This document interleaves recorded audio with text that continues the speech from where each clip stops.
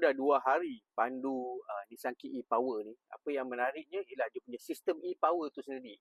Sebab dia memang berbeza kalau dia dibandingkan dengan sistem hybrid ataupun sistem yang ada pada kereta elektrik.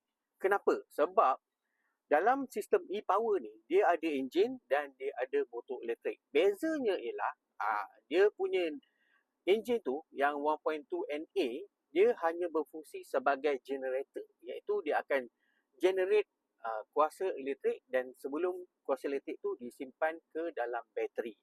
Maksudnya sepanjang perjalanan ataupun sampai bila-bila model ini ataupun kereta ini dikuasakan oleh motor elektrik dan bukannya enjin.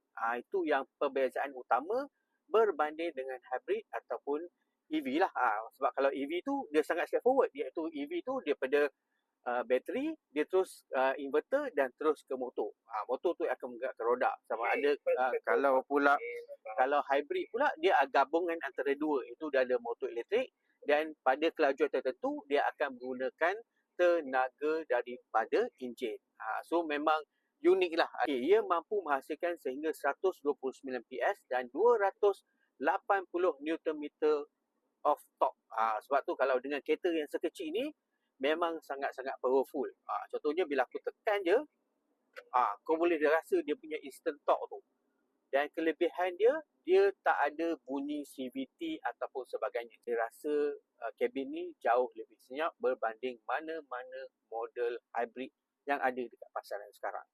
Satu lagi benda yang menarik untuk Nissan Kicks ni, kau boleh ubah ataupun kau boleh pilih di antara 3 mode pemanduan, iaitu normal, sport dan eco. Tapi bila kau pilih mode eco dan sport, dia akan automatically ataupun secara default dia akan guna macam one pedal punya driving. Maksudnya bila kau dah masuk e-pedal tu, kau tak perlu tekan brake pun, sebab bila kau lepaskan pedal minyak, dia akan berhenti secara bukan automatik lah, dia akan secara perlahan-lahan. So maksudnya kau akan kurang menggunakan brake.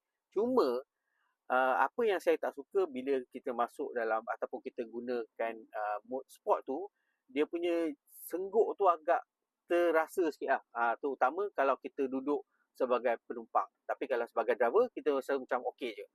Itu jelas sedikit kelemahan yang ada pada sistem e-Power ataupun sistem e-pedal, one pedal driving tu lah.